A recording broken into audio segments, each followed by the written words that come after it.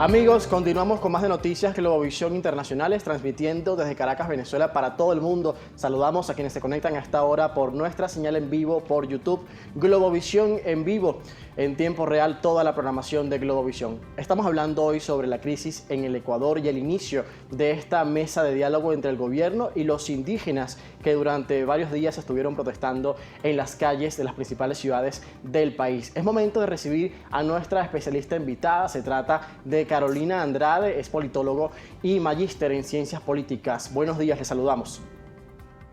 Hola, buenos días, José Enrique. Un saludo a todos quienes nos siguen.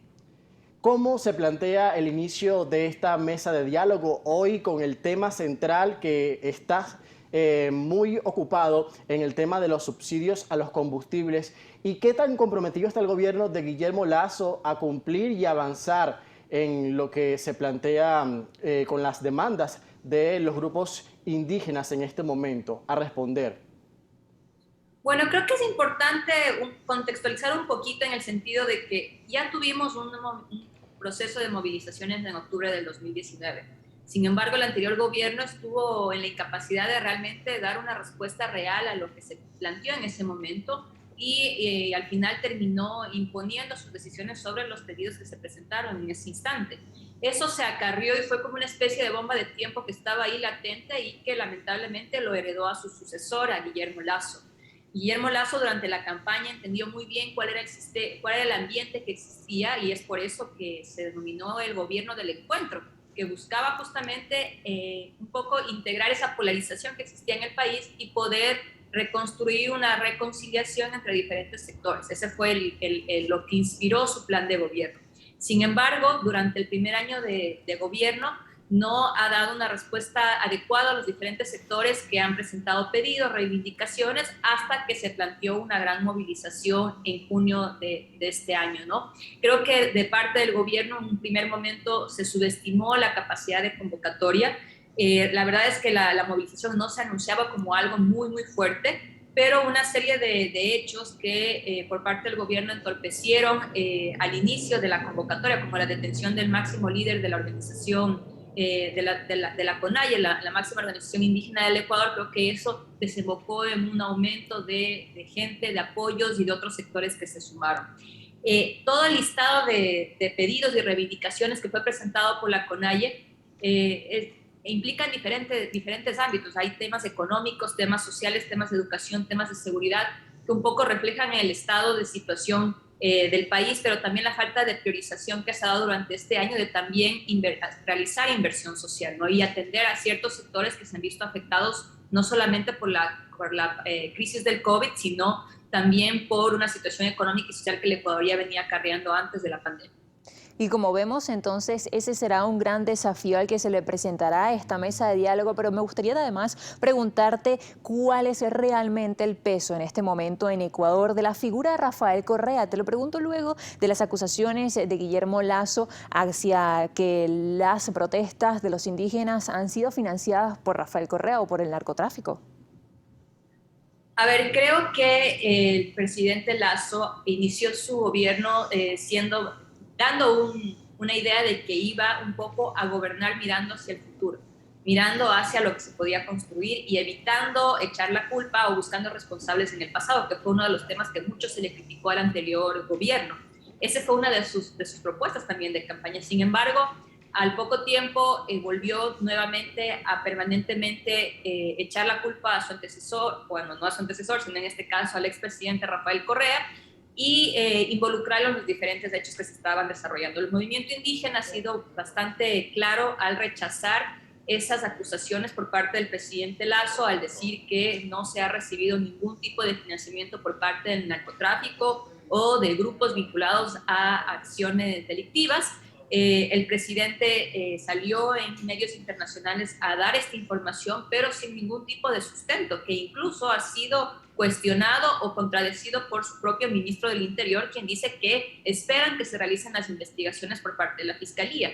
Entonces, un poco fue de qué forma se busca construir las condiciones de un espacio de diálogo con el movimiento indígena si se lo continúa a atacar públicamente a nivel internacional y a tratar de un poco deslegitimar sus pedidos, estigmatizarlos como organización. Entonces creo que en ese sentido eso no está aportando en este momento a los procesos de diálogo. Por su parte, el Movimiento de la Revolución Ciudadana, que es la organización que es parte del expresidente Rafael Correa, mantiene una mayoría importante en la Asamblea Nacional, casi 42 asambleístas.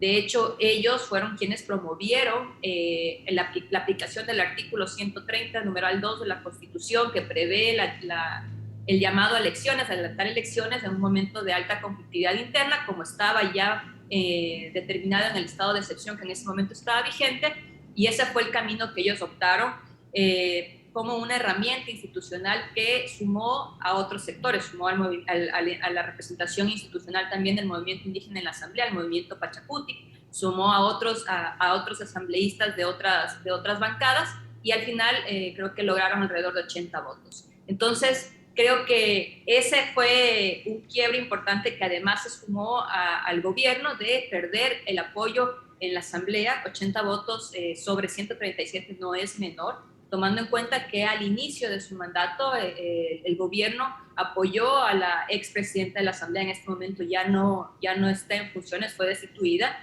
y vemos también que ahí se abre otro frente político para el gobierno porque pierde apoyo en la legislatura, lo cual genera también dificultades para la aprobación de diferentes proyectos de ley que se tenía planificado, sobre todo en lo que es reformas laborales. Sobre esos proyectos de ley quisiera hablar en esta oportunidad, sobre todo para ver las garantías que tiene la gente para protestar y también el uso de la fuerza que puedan dar las autoridades policiales. Recientemente la Asamblea Nacional aprobó un proyecto de ley que busca de alguna forma medir, regular lo que es el uso desmedido de la fuerza por parte del Ejército y la Policía. Pero el presidente Lasso buscó una objeción. ¿Está en la facultad del mandatario de hacerlo? Bueno, legalmente está en toda la facultad porque él es un colegislador, entonces él puede mandar, envió de hecho el veto al proyecto de ley de uso legítimo de la fuerza.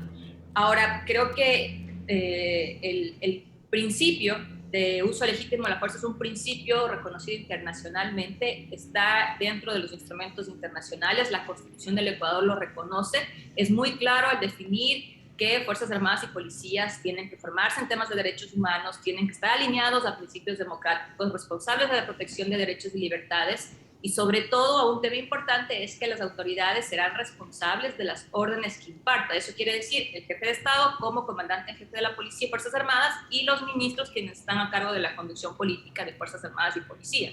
Esto también significa que la obediencia a las órdenes superiores nunca va a eximir de responsabilidad a quienes las ejecutan. El problema de fondo es que en nuestro país, lamentablemente, se ha optado por el camino fácil, entonces no se ha buscado gestionar los asuntos políticos con respuestas políticas. Y prueba de esto, como mencioné al inicio, es que se vino acarreando un tema desde 2019 que no se le dio una respuesta real, al final volvió a estallar ahora en junio de 2022 bajo el presidente Guillermo Lasso, y en lugar de buscar generar espacios de conversación, de diálogo, de gestión política, mesas de diálogo previas entre los diferentes ministros, viceministros del territorio con los diferentes actores, esperaron a que se genere una gran convocatoria y después de eso se cometieron una serie de errores que sumaron a más sectores y generaron un apoyo de otras áreas, aumentando la convocatoria, aumentando la conflictividad y aumentando los bloqueos a nivel nacional. Y fue algo que además sucedió, una convulsión que sucedió en toda Latinoamérica. Vimos que fue algo que también en que se produjo, que se contagió también en Colombia, en Perú, donde todo esto sucedió, donde la gente salió a las calles a protestar y todo esto se vinculó con todas esas exigencias sociales. Como vemos, como tú lo comentas también, se está repitiendo hoy. Gracias, Carolina Andrade, por acompañarnos hoy, politóloga y magíster en ciencias políticas, que nos acompaña desde Ecuador, desde el lugar de los hechos. Por supuesto, seguiremos atentos contigo, Carolina, para abordar también cuáles serán las conclusiones de este primer diálogo. Muchísimas gracias por la invitación y tengan un excelente día. Gracias. Interesante las perspectivas que nos brindaba nuestra especialista invitada del día de hoy. Así, amigos, hacemos una nueva pausa y al regreso nuestras conclusiones en este programa de Noticias Globovisión Internacionales.